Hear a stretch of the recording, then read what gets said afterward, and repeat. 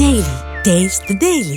TRS నెత్తిన పాలు, కాంగ్రెస్ లో నిప్పులు అన్నట్టుగా పరిస్థితి మారిపోయింది.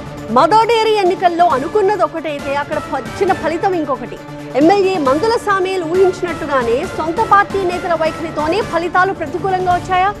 పాలు నీళ్లలా కలిసిపోవాల్సిన ఆ నేతల మధ్య మదర్ డైరీ ఎన్నిక అగ్గిరాజేసిందా?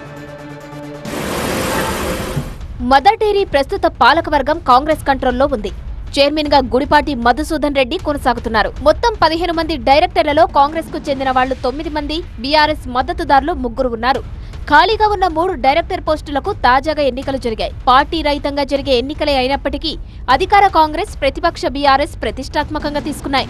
3 డైరెక్టర్ల పదవులకు 9 మంది పోటీ పడ్డారు.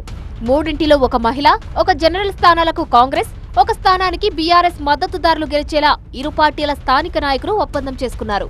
కానీ ఎన్నికల్లో అనూహ్య ఫలితం వచ్చింది. 2 స్థానాల్లో బీఆర్ఎస్ మద్దతుదారులైన రచ్చ లక్ష్మీనరసింహారెడ్డి, సందిళ్ల భాస్కర్ గౌడ్ గెలిచారు.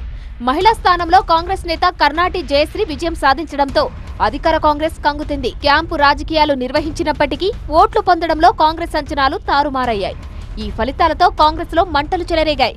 Mother Dairy chairman Gudipati Madhusudan Reddy, Aleru MLA Ailaiah, Yadadri DCC అధ్యక్షులు సంజీవారెడ్డి తీరుపై పాల సహకార సంఘాల చైర్మన్లు అసహనం వ్యక్తం చేశారట.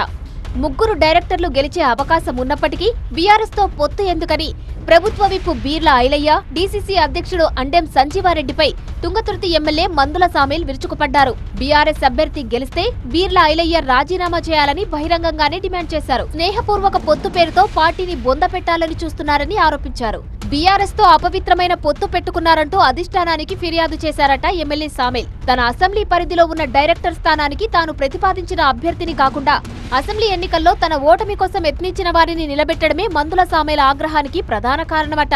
అందుకే బీర్ల ఐలయ్యను ఉద్దేశించి ఘాటైన వ్యాఖ్యలు చేశారని పార్టీలో టాక్.